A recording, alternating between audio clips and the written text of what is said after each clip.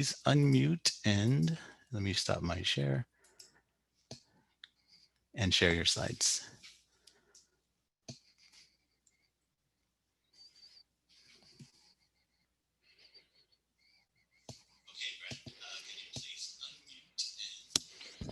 Can you hear me okay now?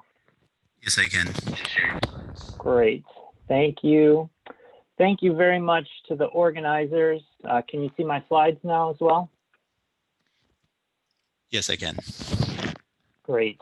I am very excited both for the opportunity to talk to you all today about recent progress in studying tidal disruption events, to hear a lot of the other really interesting results. I'm impressed with the great group of speakers that you've been able to put together, and just, you know, a little bit sad that won't be able to get the opportunity to chat with everybody in person, but really looking forward to what should be a very exciting program.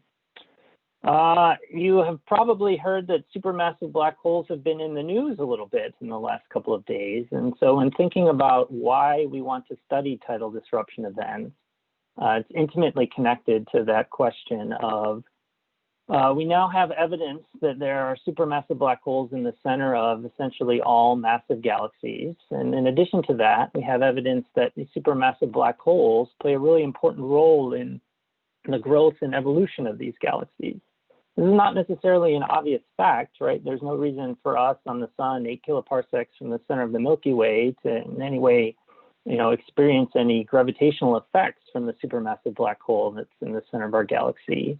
And so why there is this relatively tight M sigma relation between the stars in the galaxy and the supermassive black hole in its center is not completely obvious, and has driven people to talk about things like feedback and its importance for the growth and evolution of structure in the universe. Unfortunately, due to the limits of current instrumentation, we can only really probe the gas and dust orbiting stars in galaxies that are roughly about 100 megaparsecs away. Beyond that, we have to rely on active galaxies, which is a relatively rare phase in galaxy evolution. And so finding a different probe of supermassive black holes that can extend well beyond this 100 megaparsec limit and can be used to understand galaxies that are not actively accreting is of tremendous importance. The second motivation is to better understand the process of accretion physics. We know that accretion plays an incredibly important role throughout a wide variety of astrophysical objects, from protostars all the way up to the most massive supermassive black holes. But many of the details of how this process works have remained shrouded in mystery. One of the really sort of insightful systems to study these objects that Chandra has played a very prominent role in is understanding black hole X-ray binaries. We know that they inhabit this very well defined tracks in phase space where you see certain phenomena, power law spectra, relativistic jets when the accretion rate is relatively low. There's a phase transition when the accretion picks up above some level, and we start to see thermal emission from a very different sort of structured disk and a different sort of disk jet coupling. We'd like to understand if this is a universal process, if this happens in supermassive black holes as well, but unfortunately for active galaxies, the timescales on which these transitions happen should, in almost all cases, be much larger, much longer. So having a prober, we can see transitions from Eddington accretion to sub-Eddington to highly sub-Eddington on timescales that are appropriate for us as observers is also of great importance. And so this is where tidal disruption events come in. Just to give some very brief background, the idea is that the tidal forces on the star, that unlucky star that wanders too close to a supermassive black hole, that is the difference in gravity between the near side and the far side. If that star approaches too close, that tidal force can be larger than the self-gravity that holds the star together. The star will be ripped apart and shredded. Roughly half of the material will be flung out and unbound from the system on pretty high speeds. The remainder should return and accrete in some processes that we'll talk about as we go throughout this talk, and give rise to a relatively luminous, long-lived electromagnetic flare that we call a tidal disruption event. So if you take a typical supermassive black hole, something like 10 to the 6 solar masses, assume that it's accreting at the Eddington rate, you should get a luminosity of order 10 to the 44 ergs per second. The time scale should be relatively long, of order a few months. You assume that the size of the accretion disk is roughly where the material was disrupted from. You're looking at temperatures of order 10 to the 5, maybe up to 10 to the 6 Kelvin. X-rays very great probes of these, and they should be coming not only from active galaxies, but also from otherwise quiescent galaxies. And indeed, the sort of earliest tidal disruption event discoveries were made by X-ray observatories. The Rosat Observatory in particular identified a handful of these events that agreed reasonably well with these very simple analytic models. They're very prominent flares of factors of order 100, several thousands in some case, over the quiescent level of these galaxies. And at their brightest peaks, relatively thermal emission, temperatures on order of, a tenth of a keV. The black body radius was something like the tidal radius, and though they were relatively sparsely sampled on the decline because of Rosat's cadence, they did match this T to the minus 5/3 that's expected for the return of the material to the black hole reasonably well, as you can see in this figure here on the right. And there have been a number of other discoveries by X-ray observatories by Chandra looking at galaxy clusters, by XMM Newton as part of its SLU survey, that have indicated a bit more diversity in the property of these objects, but largely held the story together of this X-ray selected group of events. Where a lot of progress has come more recently in the last decade or so is in the rise of new optical time domain surveys, where because of Moore's law, because of the increased ability of us to survey large areas with high cadence in the optical and repeatedly image looking for transients and variable stars, we've now found several dozen events that match, the characteristics of tidal disruption events. On the left here is one canonical example that was found by the Assassin survey, Assassin 14LI. These objects are slightly different from the X-ray selected sample in a couple important ways that we'll come back to. They're very hot, but not quite as hot as the temperatures that we see in the X-rays. Instead of 10 to the 5, we're talking, maybe a few by 10 to the 4 Kelvin. They are very long-lived, constant color flares from the nuclei of otherwise quiescent galaxies. They also show some very unique spectroscopic features that allows us to distinguish them from the zoo of optical transients that go off in external galaxies, supernovae, active galactic nuclei flares, and I'll talk about that much more as we go on, sort of in the duration of this talk.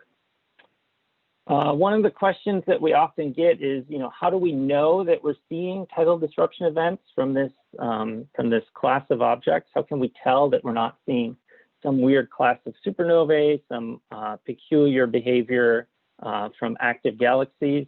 I'd say the strongest evidence is coming from the fact that we're now able to build up samples of these events, and we can look at the properties of them in terms of samples of, maybe a dozen or couple of dozen, depending on how they're collected. If you look on the left here, you can see the total stellar mass of the galaxy in the galaxies in which we've seen these objects have been detected. And you can see there's a sharp turnover in stellar mass that happens around 10 to the, in log space, 10.5, 10.75. And just based on, assumptions about what the ratio between the supermassive black hole and the stellar mass is, that corresponds to supermassive black hole masses around 10 to the 8 solar masses. And we have good theoretical reason to expect that we shouldn't see many tidal disruption events in galaxies that harbor supermassive black holes above 10 to the 8 solar masses. For more massive supermassive black holes, a star like our sun will just be completely swallowed, and the disruption will happen inside the event horizon. So this paucity of events above 10 to the 8 solar masses is, I think, really good evidence that we are indeed seeing this predicted process of a star being shredded by a supermassive black hole. In addition to that, it seems like these objects are pretty strongly Eddington limited. As you know, this is not necessarily the case for something like a supernova, where you can see emission exceeding the Eddington luminosity by many orders of magnitude because you have this very strong and powerful outflow. But for tidal disruption events, it seems like they really are limited to Eddington ratios. They really do seem to be predominantly coming from galaxies with supermassive black holes less than 10 to the 8 solar masses. So we really think this collective group of objects that we're finding both in optical time domain surveys and from X-ray surveys are this tidal disruption process. So the sort of observational puzzles and the sort of key open questions that I wanted to just introduce, and I think we'll hear a lot more about from the remainder of the speakers today. There are 4 of them. Hopefully I have enough time to touch on all of them briefly. The first is the low and slowly evolving temperature that we observe in tidal disruption events that are discovered from optical or in some cases ultraviolet surveys.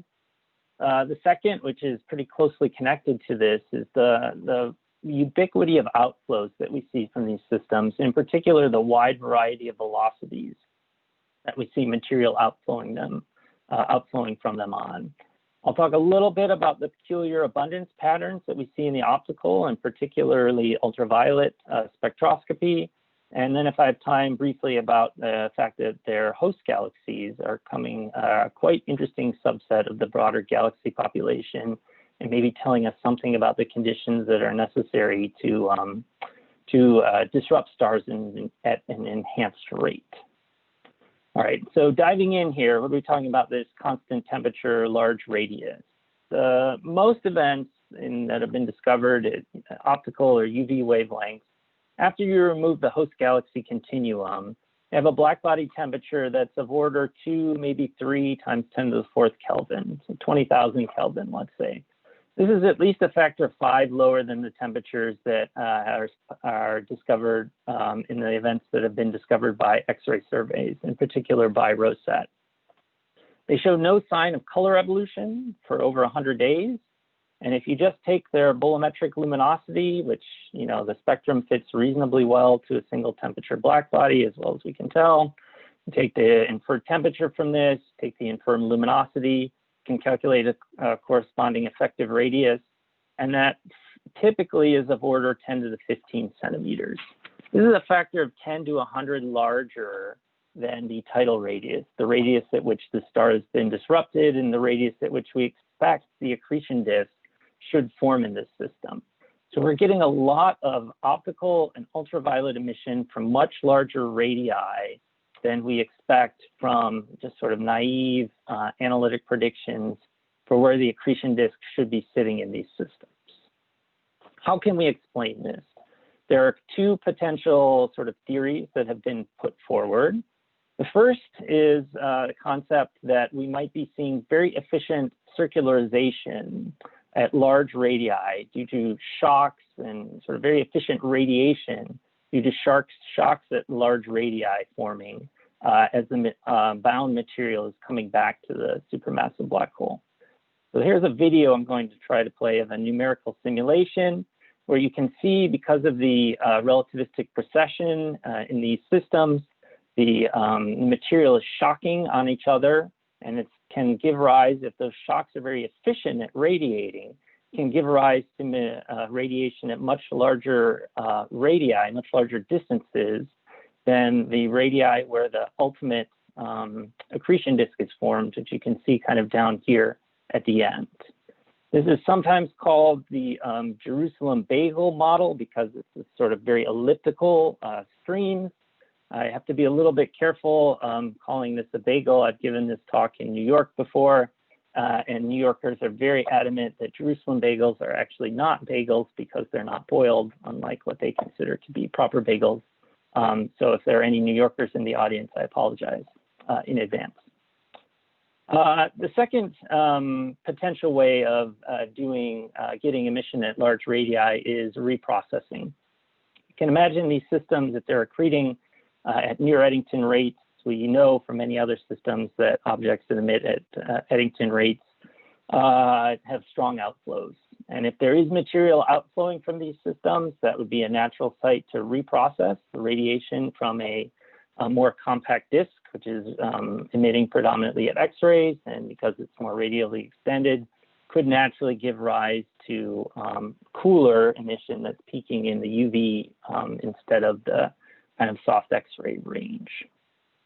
So I want to just highlight, since we're at a Chandra meeting here, the particular importance of X-rays to answer these questions, not just, and in particular, simultaneous observations in the UV and the optical and the X-rays.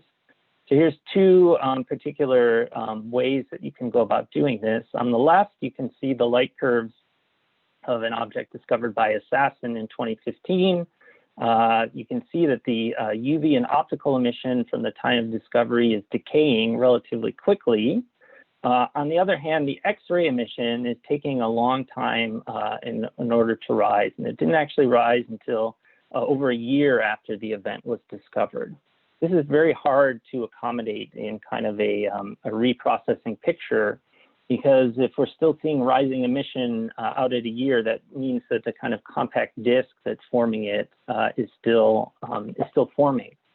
And so that if we see this sort of generically across tidal disruption events, that may point to the fact that we are, that this reprocessing picture may be challenging.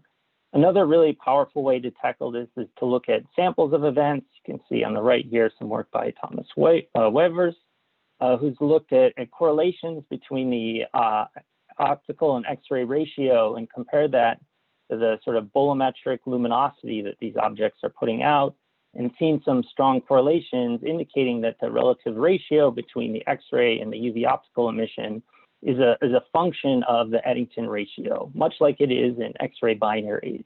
And that may tell us something about what's powering the sort of difference between these UV optical and these X-ray sources, and why we're seeing this UV optical emission out at much larger radii.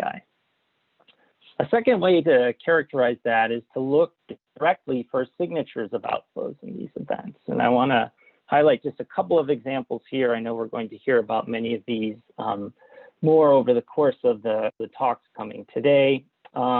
We see outflows on a wide range of velocity scales from these systems. The most dramatic are from the events that are actually capable of generating relativistic ejecta. There have been a handful of these discovered now, many of them at high energies by their hard X-ray emission, extremely luminous hard X-ray emission, bright radio and submillimeter emission radiation indicative of mildly relativistic ejecta.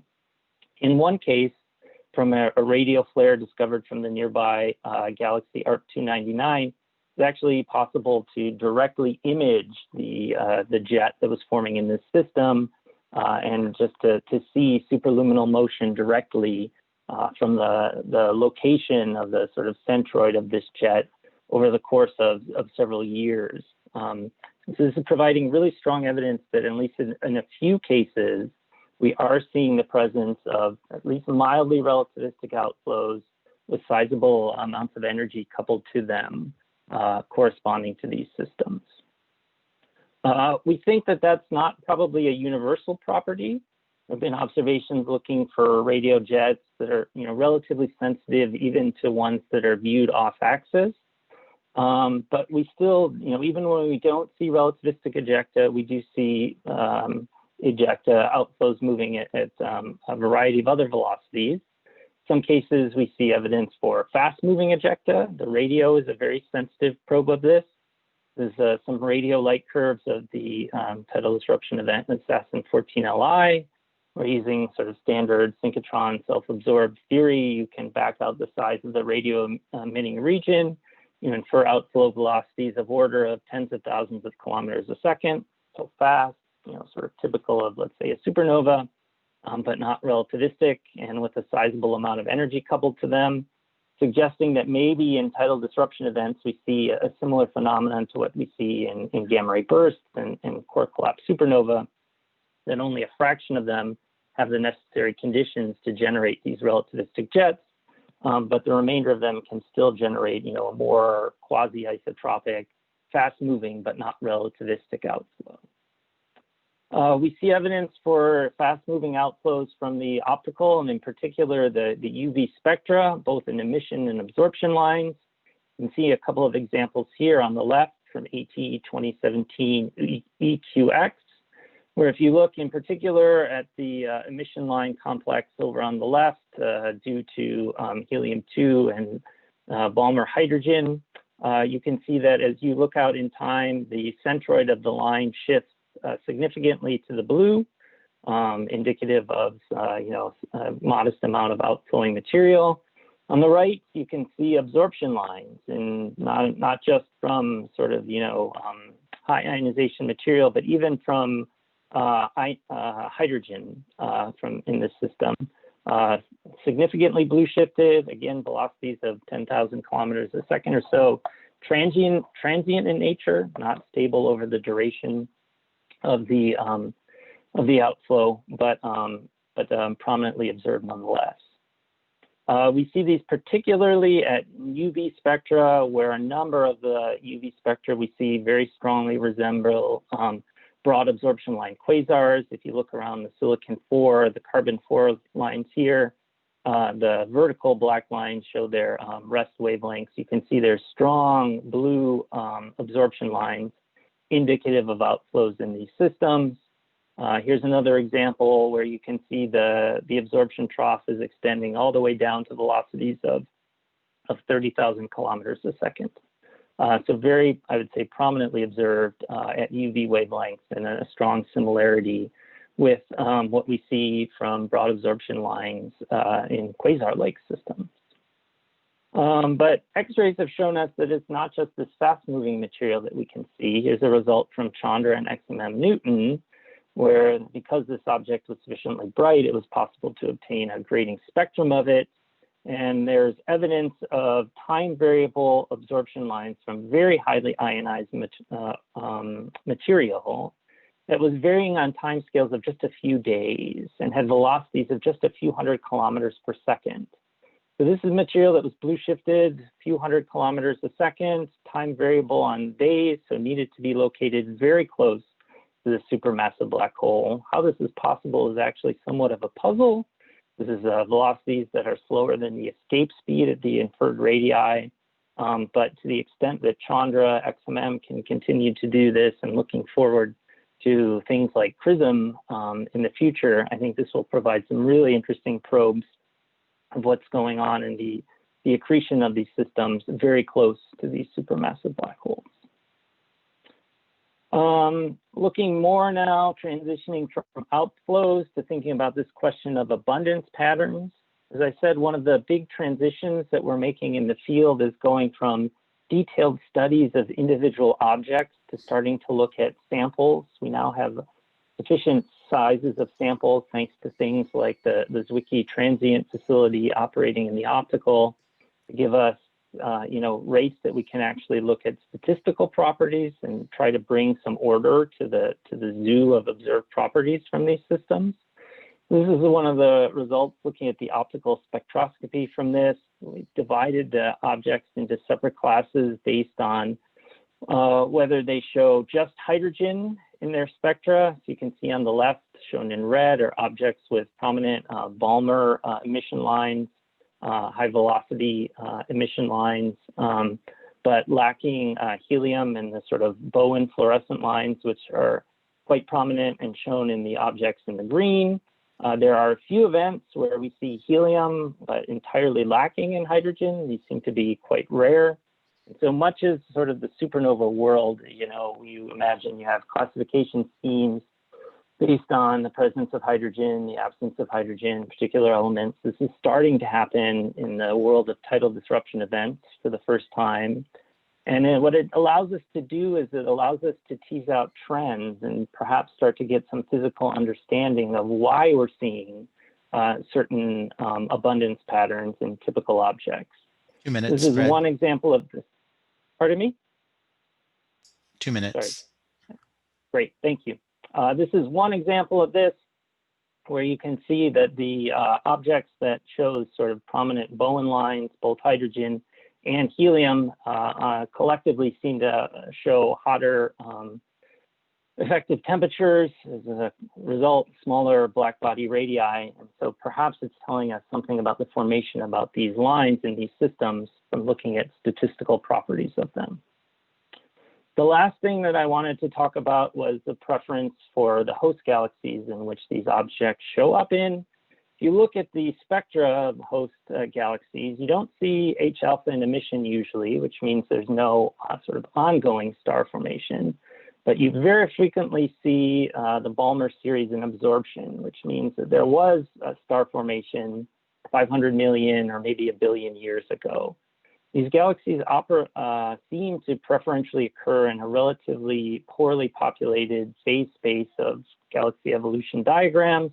They're sometimes called post-merger galaxies, post-starburst galaxies, a variety of different names for them, E+A galaxies. There have been some very interesting studies looking at the sort of, kiloparsec scale and sub-kiloparsec scale environments in which these tidal disruption events have been found. See very large central surface brightnesses and stellar mass surface densities, but not prominent asymmetries, indicating that it really is a stellar density phenomenon that's maybe driving more of these stars into the supermassive black holes. Perhaps not, major mergers. It's possible minor mergers are an important effect. Say the jury's somewhat still out on this, but understanding this more broadly, I think, will be one of the big open questions going forward. And so finally, I just wanted to give a little bit of a nod forward, because I think this is something the Chandra people are thinking a lot about. Looking, maybe 5 years in the future, wide area time domain surveys will be ongoing in the optical, in the infrared, in the radio. eROSITA is going to be a very powerful workhorse for discovering tidal disruption events, but with a relatively poor cadence over much of the sky, but it should find many hundreds of them. These joint UV, optical, X-ray observations, I think, are going to be really critical. If I may briefly pitch a couple of future missions, I think we have really major opportunities at UV and X-ray wavelengths for survey observations to discover more of these. I'm involved in a concept study, phase A, for a wide field ultraviolet small set mission called Dorado, that I think would be quite powerful for this. A number of us at Goddard are looking at a mission called StarX with both X-ray and UV capabilities, and I think it would also be very powerful for tidal disruption events. So I'll put up my conclusions and wrap up there. These have proven to be quite complicated systems. If we want to use them as probes of black hole mass, we need to be able to understand, why are we seeing this optical emission from such large distances? Why do we see these outflows? How can we explain the abundance patterns, and why do they occur in post-starburst galaxies? I think the next few years should be very exciting as we start to build up more samples and have nice multi-wavelength data sets on them. And I will wrap up there and take any questions you may have. Thank you, Brad. I'm giving you applause. We have a few questions.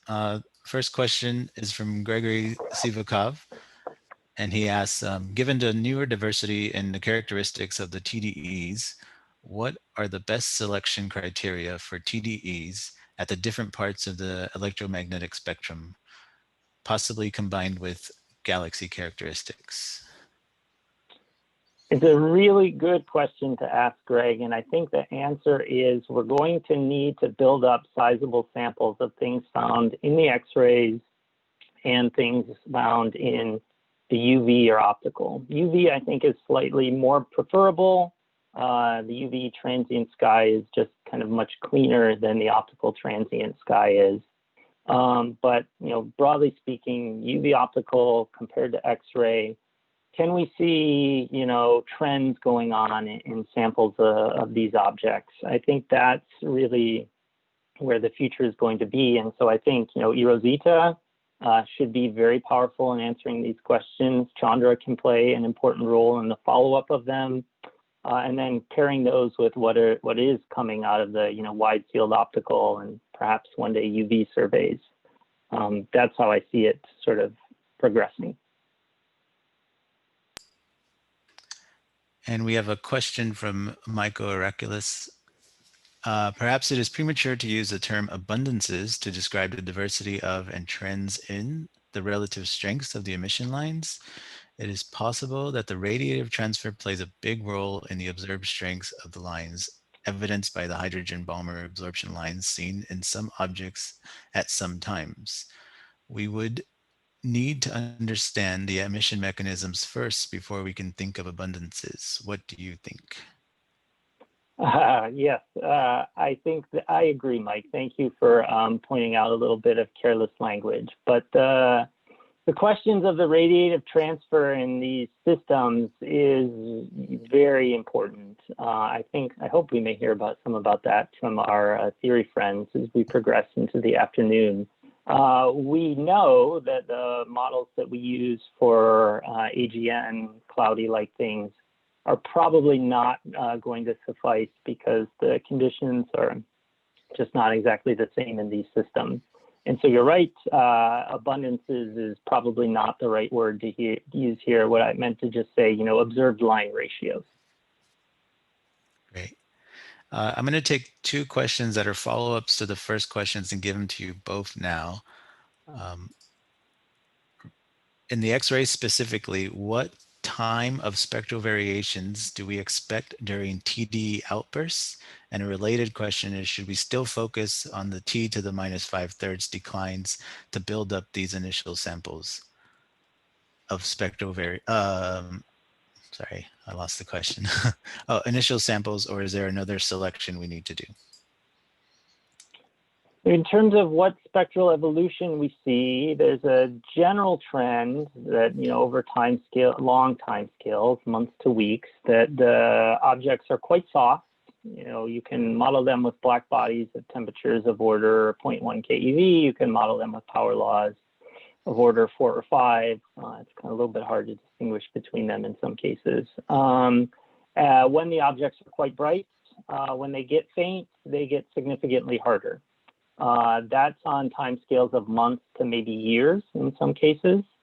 The shorter timescale variability, the spectral features, I'd say is very wide open. We really only have, one object, I think, where we have good, great high resolution grading type X-ray spectra. And so what timescales we would expect to see on that, I think it's really open. In terms of the T to the -5/3, I don't think we need to rely on that to identify tidal disruption events. This is the naive prediction for the rate at which material should return to the black hole. We don't know that the radiation is going to match that exactly. From an observational perspective, I think, with something like E Rosita, we now have a map of the sky in X-rays, and we have a baseline that we can use to compare. And when you have, a time history, when you have the general properties of the galaxy from optical spectra, I think that should be enough to, give you a reasonably robust classification. And then you can use those to say, okay, does the observed X-ray decay actually match the T to the -5/3? That's how I think about it going forward. Great. And then I think we have time for one more question. This is from Dijra Prasham. In the circularization model, at least from the simulation you showed, it looks like the size of the optical photosphere decreases with time. Could that be a way to rule in or rule out this model? So we do see pretty interesting trends in the size of, just from an observed perspective, in the size of the effective radius from these systems. They don't necessarily behave in the way that you were suggesting there. Is this something that could be a diagnostic? Yes, although I think it's a little bit complicated. The simulation I showed was didn't necessarily factor in all the shock physics that you would need if you really wanted to get at what the actual effective radius is. So I'd say it's not an obvious one-to-one mapping, but it certainly will play into things. Awesome. Thanks again, Brad, for answering those questions. There are additional questions in the Q&A if you feel like answering those in your downtime. All right, great. Thank you all very much. Our next speaker is Hannah McCall, and Hannah McCall will be giving a lightning presentation. Yes, thank you. Yeah, I'm thrilled to be here today. talking about a unique X-ray binary system and its observation during a spin-up episode. So GX301-2 is an accretion-powered and highly magnetized high-mass X-ray binary. It's one of the brightest persistent X-ray pulsars. The pulse period of the system is variable and was most recently measured around 685 seconds. And the pulsar completes an orbit every 42 days. Typically, and you can see this on the top plot here, the system demonstrates flaring at periastron due to wind accretion from the companion. The periastron passages are marked by these dashed lines. However, during an episode of Spin Up in late 2018 and early 2019, shown on this bottom plot here, where Fermi GBM measures pulsar frequency, increased flux was also observed in the middle of the orbit. So we're lucky to have 21 separate X-ray observations made during this spin-up episode with both the Swift and NICER X-ray telescopes. So with access to both the pulsar frequency and data from these X-ray telescopes, we're able to make calculations of accretion rate and thus determine the mode of accretion that contributes to the apastron flares during spin-up. So our work relies on a model which predicts that the spin-up of the magnetized pulsar is caused by infalling mass in the form of disk accretion. So the disk exerts a torque on the magnetosphere of the compact object, which in turn transmits that torque, that angular momentum, to the pulsar itself. And this causes the pulsar rotation to speed up. So the infalling mass feeds the accretion column, producing the X-ray emission that we observe from the magnetic poles of the pulsar. And this means that we expect the rate that the pulsar spin is changing, which is nu dot in this top equation here, to be proportional to the observed luminosity, and that's to the power of 6/7. So with this model, we can use our measured spin derivatives from the Fermi GBM data to calculate the luminosity that is predicted to occur based on the measured rate of mass transfer through that disk. And then we can compare that luminosity that the disk accretion produces to the actual measured luminosities of the system acquired with our X-ray spectral data to determine how much of the luminosity results from the disk accretion. So using the approximated pulsar spin derivatives for each orbit during the spin episode, we acquire these fluxes. So these here, these top fluxes, are those which result only from the mass transfer via a disk. And we can compare these to these measured fluxes here, which are the actual measured fluxes with our X-ray observations. So as you can see, they differ by a factor of about 10 to the 2. In this plot of spin derivative versus unabsorbed flux, the blue and red points are our X-ray observations, and the dashed line shows the theoretical proportionality to 6/7. The vertical green line marks the calculated flux for the first orbit, and for the second, it's much too small to even appear here. So as you can see, the flux which occurs due to the disk accretion is significantly smaller than any of the measured fluxes, which indicates it must be wind accretion that dominates in X-rays rather than the transient disk accretion, and thus a change in the mode of the wind accretion, which contributes to the flaring observed at apastron during the spin-up episode. Excellent. Thank you for that presentation. Do we have any questions for Hannah?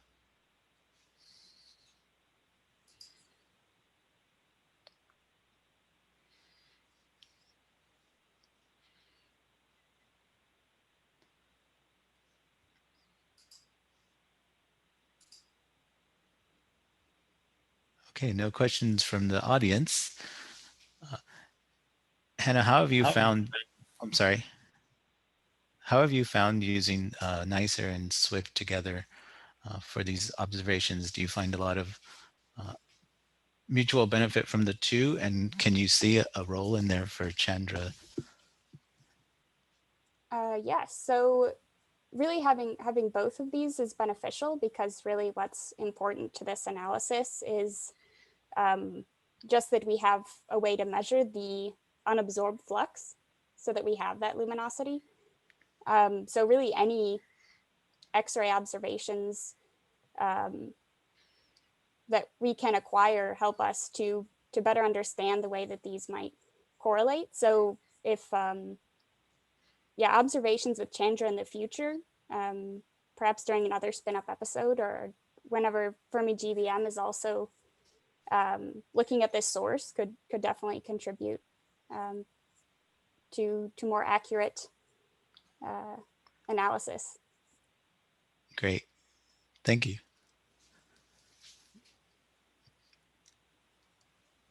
Okay, our next speaker is Konstantinos Kovlakas, and you can take over the slide share now.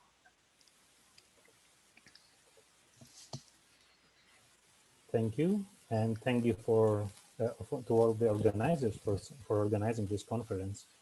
I'm very excited to present a new compilation of galaxies in the local universe, the Heraklion Extragalactic Catalogue, abbreviated as HECATE.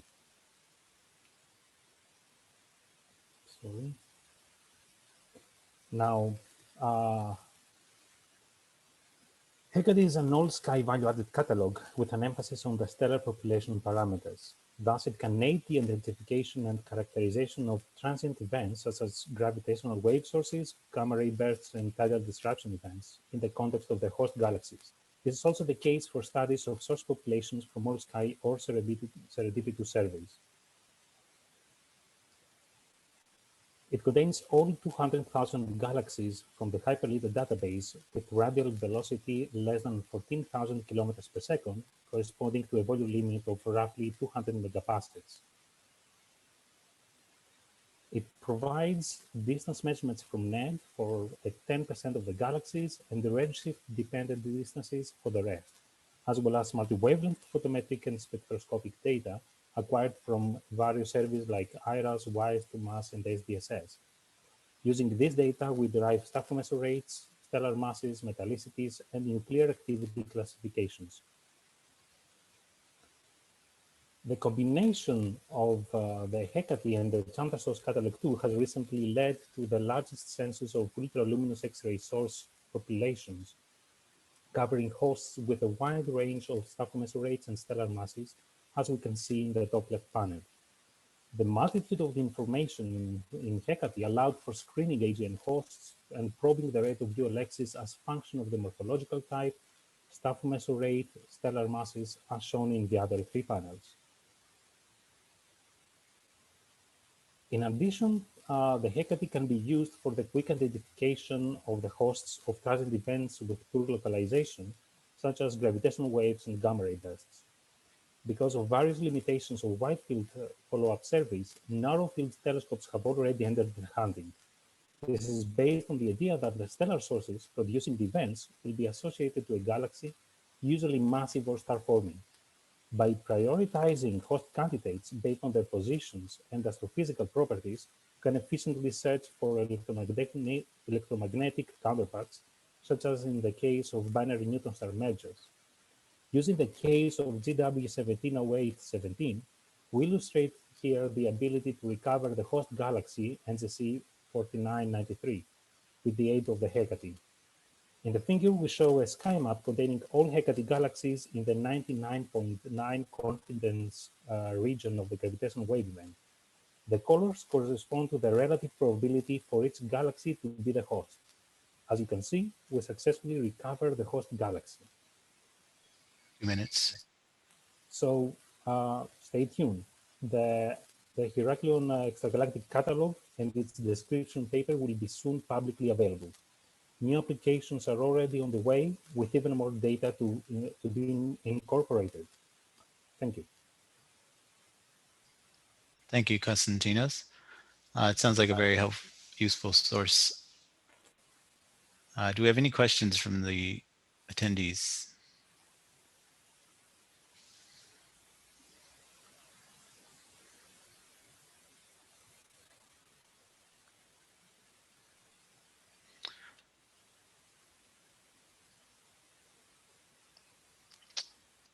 You mentioned the application with the Chandra source catalog. Have you also cross-correlated this with other X-ray catalogs, and do you intend to use this with eROSITA when data becomes available? Well, not myself, but there are various groups we are collaborating with that are using the catalog for other savings, such as XMM, Rosita, and others. So many of these studies will show up in the following months, and also new data that are required for these applications will be incorporated in the Galaxy catalogs. So things are going in this direction. One last question: how do people gain access to the catalog? It will soon be made publicly available. So there's gonna be it's gonna be hosted in a server and with additional tools in order to help people with cross-matching and other applications. Great, thank you. Thank you very much. Our next speaker is Neil Brandt, and you can take over the slide share. Great. Okay, so I'd like to talk today about a new extragalactic population of faint, fast X-ray transients that we started to find when investigating the deepest X-ray survey of the distant universe, the 7 megasecond Chandra Deep Field South. The main collaborators on this work are listed here and include colleagues from Chile, from China, as well as from Europe. And of course, the Chandra Deep Field South was largely motivated by other science considerations, including studying distant active galaxies and distant galaxies. And so this transient science that I'll be describing was kind of found accidentally as an unexpected side bonus that was provided by nature when we were trying to carefully explore a new part of transient discovery space, specifically faint X-ray fluxes. And as I'll describe, I think this topic of faint, fast X-ray transients is still in its very early days. And I think it has the potential to be a growth industry for X-ray astronomy in future years. So the story started back in 2014 when we were granted some time to raise the exposure on the Chandra Deep Field South up to 7 megaseconds. And Bin Luo, shown here, was leading the data processing at the time. And back on 2014, October 1, a Chandra observation had the first of these transients in it. And the transient in this case was discovered very quickly by Bin Luo. Within a day or two of receiving the Chandra data, we had found the transient and we put out this ATEL reporting it.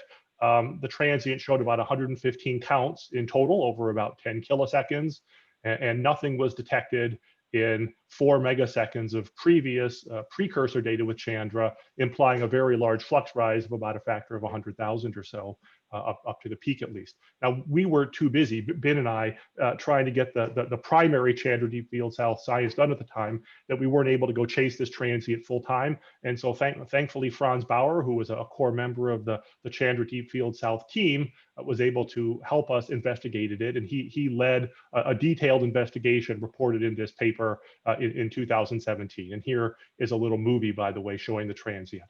So the transient in this case had a fast rise and then a power law decay. It reached a pretty bright X-ray flux at its peak of about 5 times 10 to the minus 12. And it had a sort of gamma effective power law index of about 1.4 with little clear spectral variation over the light curve. And we were able to find a counterpart owing to the excellent Chandra position. The counterpart in this case was extended, indicating it is very likely some kind of galaxy, but it was very faint. It was down at R of 27.5.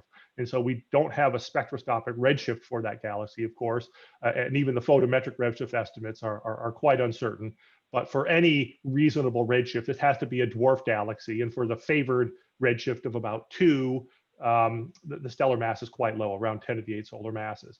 And because the Chandra Deep Field South is so intensively observed, just by good fortune, there was actually quite deep R-band imaging that was done serendipitously, not planned, 80 minutes after the transient, and we didn't see any evidence for an optical transient in those data. And there was additional follow-up optical data with the Hubble Space Telescope that didn't show any optical counterpart either. In this case, the physical interpretation of this source was guided by comparison with various other transients. This plot here shows luminosity versus time in the rest frame for the transient of interest, here shown in the red region over the range of allowed redshifts. And you can see that for any reasonable redshift, the X-ray luminosity is much lower than that of typical gamma ray bursts. And moreover, the optical limits also lie below typical gamma ray burst afterglow expectations. And so the interpretation for this source is challenging.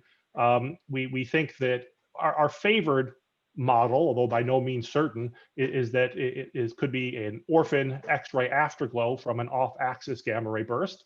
But there are other alternatives. We also admitted that it could be a tidal disruption of a white dwarf by an intermediate mass black hole, although in that case, the very high luminosity becomes challenging, and you actually have to have the whole thing then being beamed to match the observed X-ray luminosity. But that is at least another possibility that has actually been developed theoretically by other authors, or perhaps it's something totally new. Perhaps there's some new phenomenon out there that will be exciting to investigate in the future. Okay, so that was the first of these transients, and we did this analysis and we thought we were all done, but then lightning struck twice in the Chandra Deep Field South. Unbeknownst to us at the time, in 2015, March 22nd, we detected another one of these faint, fast X-ray transients. But in this case, the transient nature was not properly appreciated immediately. In fact, it took us until 2017, 2018 to fully appreciate it was there, because the transient in this case was actually substantially blended with the nearby persistent X-ray source. And over the full 7 megasecond exposure, the persistent X-ray source was able to compete significantly with the transient. Whereas, of course, in just a short time scale over which this transient occurred, which was about 11 kiloseconds in this case, the transient was much brighter. And so by doing a full time broken down by time analysis, we were able to find the transient effectively and study it. In this case, we had about 136 photons. And of course, we felt this was remarkable that we got 2 of these things that seemed too lucky to be true. And the work here was led by Yongchuan Zhui and Zhuchen Zhang, and they had this nice paper published in Nature, and I'll describe some of the results from that now. So the light curve for this source was notable, different from the first transient, and then it showed this almost plateau behavior for about the first 2,000 seconds of the transient before rapidly declining. And then the optical counterpart for this transient lay in the outskirts of about 24th magnitude star-forming galaxy. In this case, we were able to get a spectroscopic redshift of 0.738 for that galaxy. And at early times, the source, as you can see here from comparison, is underluminous compared to a comparison sample of short gamma ray burst light curves. And so the light curve plateau that I mentioned here and the location suggested to us, and we put forward a possible explanation for this source as it being a binary neutron star merger system that led to a magnetar. And during this plateau phase, then the magnetar was spinning down and producing an X-ray emitting wind. You can see all of the details in the relevant paper if you want to see all of that. But just moving on then, we thought that, well, with 2 of these transients in the 7 megasecond Chandra Deep Field South, how many more of these things are out there in the universe? And the broad idea we had, of course, is that fast radio bursts for a long time were a very rare phenomenon, just 1 or 2 examples known. And now, of course, it's this big, healthy, thriving field, and perhaps this field can develop similarly. I will note that there are a number of other transients that may be related to the 2 in the Chandra Deep Field South, although in some cases it's not very clear because time scales are different and so on. But in any case, it's worth having a look at these works as well for other interesting, potentially relevant transients. So we conducted then, in an attempt to understand this phenomenon more generally, a systematic search for fast X-ray transients. And the first search that we did is published in this paper led by Guang Yang. Shifu Zhu, another good Penn State graduate student, also did a substantial amount of work on this project. And what we did here is we aimed to get the maximum possible benefit with a manageable amount of work. And so we went and searched systematically the well-studied Chandra survey fields, which in total made up about 19 megaseconds of Chandra exposure. Here are the fields that we searched. And by focusing on these fields, we were able to perform a uniform, high-quality characterization of any transients that were found. And here are the results.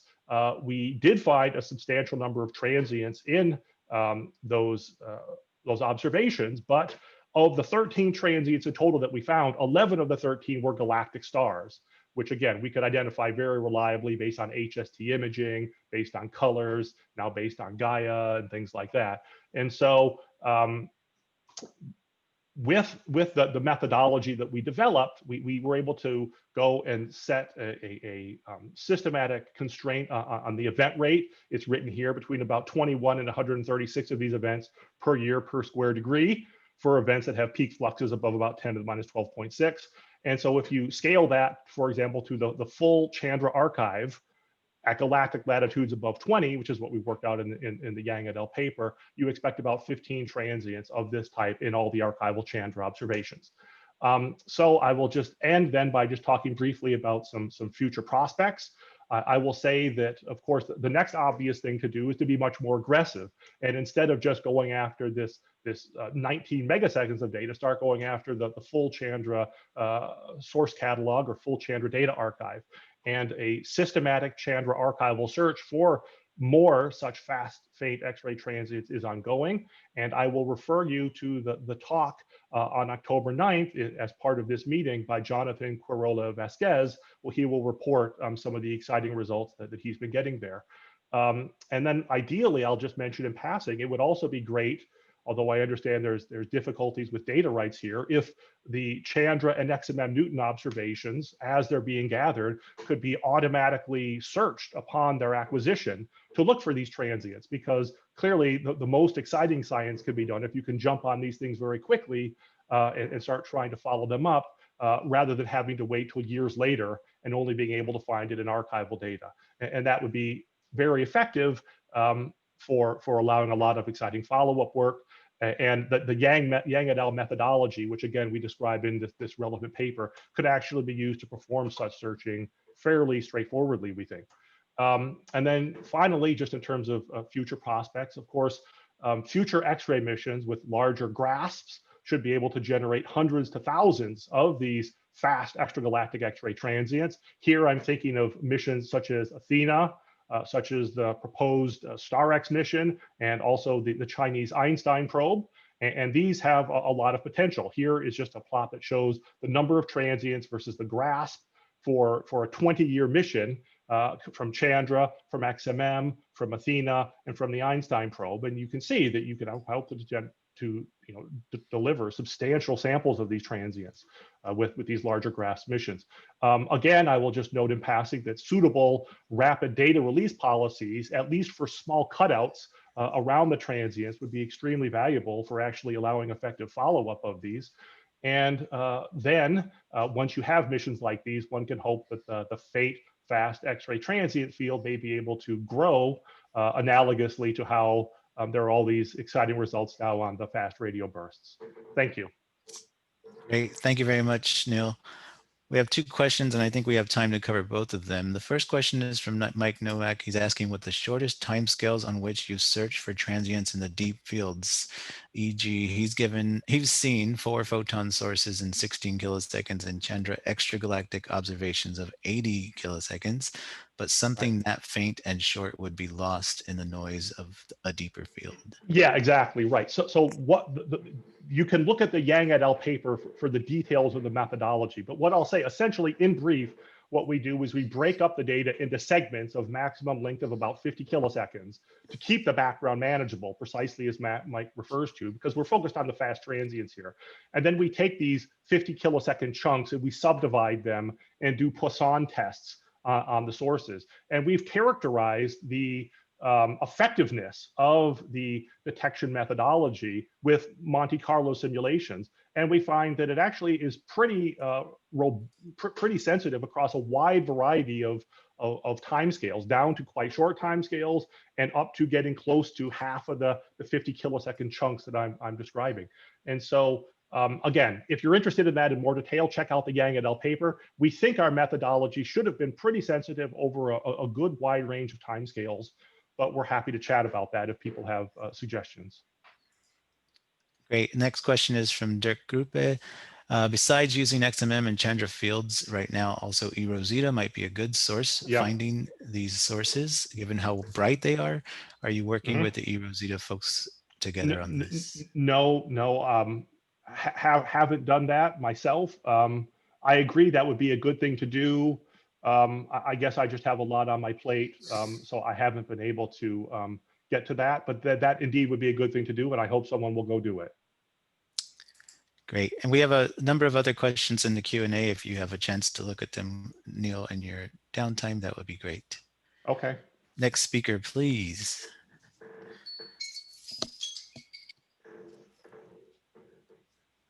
Our last speaker of the session is Deanne Coppejans. And you can share. Great, you got the slides up. Awesome. Hey, hello, everyone. So I'm going to be talking about how we can use X-ray observations to understand what the fast blue optical transients are. So firstly, what are they observationally? Well, fast blue optical transients, or alternatively, fast evolving luminous transients, are described by their name. They have a fast rise time on order of a few days. They're very luminous, peaking the optical at more than 10 to 42 ergs per second. And they're very blue, and they show blue featureless continuum at peak. So this rise time of a few days is shorter than most other transients, except those in the previous talk, as you'll see in the bottom left plot. And some of them peak at luminosities that you get in superluminous supernovae. Now, the key thing is that their rise times are so short and the emission is so luminous that you can't explain them with typical radioactive decay models of supernovae. So what are they? So I should just say that this is an incomplete list of models. This is just a sample to show you what people are thinking about for these. So the models fall in two main classes. The first is interaction. So if you have a supernova go off, the shock wave extends first through the layers of the star and then through the surrounding environment. And that supernova shock wave ionizes everything, and you get the cooling emission from this ionized material. And or in the case of F-bots, because they rise on timescales of a few days, we know that the progenitor star must have produced a dense surrounding environment, either through a dense wind or mass loss ejection episodes. The second class of models invokes central engines. So these are neutron stars or black holes that help power the emission. So in a supernova scenario, the supernova goes off and the core collapses to either a accreting black hole or a rapidly spinning magnetar that helps power the emission at later times. So these are the two classes of models. And I should say that recent observations for the most luminous F-bots show that they have central engines. So specifically, why do we need X-ray and radio observations to understand F-bots? Well, X-ray and radio probe the non-thermal emissions, so shocks, the rapidly moving material, and the central engines. This is complementary to optical observations that probe the thermal emitting material. So you need a full multi-wavelength perspective to understand what is happening in F-bots. The issue is that we know of a few tens of F-bots at optical wavelengths, and only 2 have been detected in X-ray wavelengths to date, namely 2018 CAL, which I'm just going to refer to as the CAL, and CSS 161010. So here is the X-ray light curve shown in the orange and red stars in comparison to other classes of transients like the GRBs in blue, TDEs in green, and normal supernovae in gray. So there are 2 key takeaways from this. First, the X-ray emission is quite bright, comparable to the lower luminosity gamma ray bursts. And the next thing is, if you look at this decay timescale of 2018 CAL, it's very steep. it goes down as about t to the -4, which is much steeper than the other classes of transients. CSS 161010, we unfortunately only got on source much later, but it seems to be roughly comparable to the light curve of 2018 Cal at these epochs. So 2018 Cal showed some very interesting X-ray behavior at early times. So Rivera Sandoval et al. Got on source very quickly, and you'll see in the top panel that the 0.3 to 10 keV emission showed quite distinct flaring emission. What's more is if you later on out to a few tens of days, this flaring emission continued. So just looking at the black point here, that's a long-term light curve. And here again, I just want to emphasize that at late times, there was a drop of t to the -4 in the X-ray luminosity. Yet another interesting thing with this was if you look at the very broadband X-ray SEDs. So if you look in this panel, this spans 0.3 to about 100 keVs. There's this general slope, spectral index of nu to the -0.5. But superimposed on this, there's this emission feature here at around 8 keV, and this hard energy component here. But moving forward in time to 10 days, the high energy component has decreased, almost gone in 16 days, and there's no sign of it at 28. So very interesting time evolving broadband spectrum that we needed early observations to see. So what is producing this X-ray emission? Well, there's two main classes of models. The one where you have an expanding blast wave interacting with the surrounding medium, and the other is a central engine. So let's look at the main components or properties that we see here. Firstly, the X-ray is variable on timescales of days.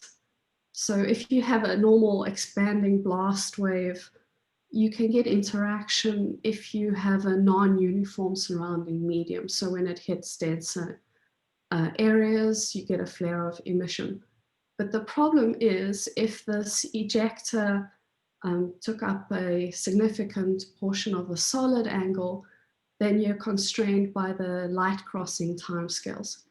So this was a shock wave moving at 0.1 C, and in this case, the flares with timescales of a few days violated the light crossing timescale.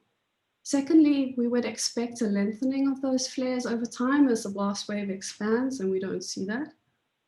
Another thing is with this spectral index of -0.5, and particularly this high energy X-ray component evolving over time, I don't know how you would explain that with just an expanding blast wave model. One final thing is that a t to -4 decay in the X-ray luminosity is not compatible with an expanding blast wave model. So the conclusion is that the cow was powered by a compact object based on the X-ray emission. So this is one model this is a model from our group to highlight the core components that we see in 2018 Cal. This is based on modeling of the radio through to the high energy X-rays. And the core components you need is an asymmetric environment. So you need a very dense equatorial disk with a low density polar region. And you have a very fast outflow of 0.1 C moving through this low density polar region, making the radio emission. And then you have a central engine of some kind in the middle that's producing X-ray emission that is reprocessed down to optical wavelengths. And if you have an inclined viewing angle and you take the optical depth of this whole thing into account, you can reproduce the changes in the observational behavior of 2018 Cal over time. Now, another big thing to note is we now have multi-wavelength observations of 2 more bright F-bots that show they have central engines as well. So this is in the form of radio emission. So we now have 3 F-bots detected at radio wavelengths: the cow, CSS 161010, and the koala. So here are their radio light curves, again shown in the red and orange stars, versus GRBs, TDEs, and normal supernovae.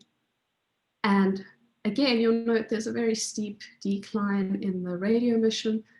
And in fact, the koala was very bright at radio wavelengths comparable to GRBs.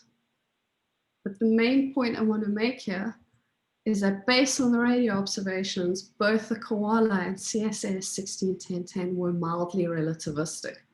They launched an outflow moving at 0.38, well, greater than 0.38 and greater than 0.55 C. So the fact that you have this mildly relativistic outflow indicates directly that you have a central engine evolved. 3 minutes remaining. Thank you. So what are the most optically luminous F-bots? So I'm specifically talking about the brightest ones here. So the key ingredients seem to be that they're blue, they're luminous, they show fast rise and decay timescales. They're also very rare. So they're less than 0.4 to 0.8% of the core collapse supernova rate in the nearby universe. We know now that they're asymmetric with a dense confined equatorial disk. They have central engines that can launch non-relativistic through to mildly relativistic outflows. All 3 have been found in dwarf host galaxies, and 2 of the 3 had hydrogen in their outflows. So the models that our group are considering for these are predominantly rare paths of stellar explosions that form central engines. One scenario is a potential failed supernova of a blue supergiant that forms an accreting black hole, or a supernova of a low mass star that forms a millisecond magnetar that powers an emission, or else a supernova with an embedded dense CSN. So we also consider tidal disruption events. These have been put forward as models for the F-bots. In the case of 2018 CAL, we disfavor the scenario because the surrounding environment probed by the radio emission has a very high density, and that's hard to reconcile with the TDE there. For CSS 161010, we disfavor this based on the fact that the optical luminosity, we're about 10 to the 4 Eddington. I will mention that there are quite a number of caveats on the number for CSS 161010, so we haven't conclusively ruled out a TDE. The key thing is we need X-rays of a larger sample of F-bots to find out what they are. So in summary, we don't know what F-bots are yet, but they're a new and unique class of transient that can launch mildly relativistic outflows, and indeed hydrogen-rich mildly relativistic outflows. So the X-ray and radio observations in the 3 brightest ones show central engines, and multi-wavelength observations, particularly X-ray, are crucial to probe the non-thermal high-velocity material and the central engines of these objects. Now, the key thing with the X-ray is that we need broadband monitoring for as soon after discovery as possible. I mean, the hard X-ray component in the cow was already declining at 8 days post-explosion. And in the next few years, high cadence optical surveys are going to be finding a lot of these new F-bots to look at. In particular, I want to mention our team is part of the Young Supernova experiment that are using the Pan-STARRS telescopes to get 3-day or less cadence of transients to find young supernovae and more F-bots. Thank you. Thank you, Deanne. Please type your questions in the Q&A. We have one question right now from Diraj Pasham. Were you able to observe koala in X-rays early on? Unfortunately, there weren't any X-rays of the koala.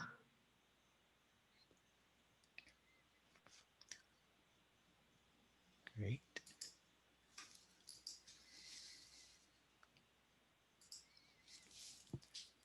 well, sorry, I should say no X-ray observations of the koala.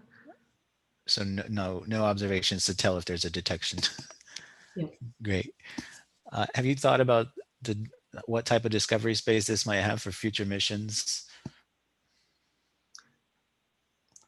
In terms of? In terms of eRosita, for example, the data that's coming from eRosita, but you mentioned that you do need to get the hard and the soft emission in order to make these discoveries. So I guess eRosita, any other missions that you might think of that will have that coverage? Well, given that, I mean, every part of the X-ray spectrum showed something very interesting for the cow. The key thing is just X-ray observations in any part of that spectrum very close to the explosion date. That is the most constraining. Okay. Thank you. We now have about 10 minutes remaining in the session. I want to thank the speakers for all being on time. If we have any questions for the general group, please address those questions now to the Q&A box.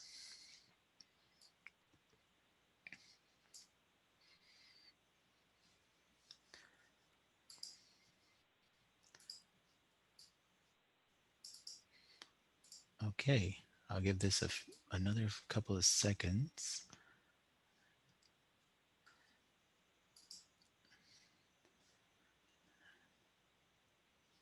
Okay, I'd like to plug the next session in the TDE and Transients this afternoon, starting at 2 p.m. Eastern Time. Please join us for that session, and thank you for joining this first session. Bye, everybody.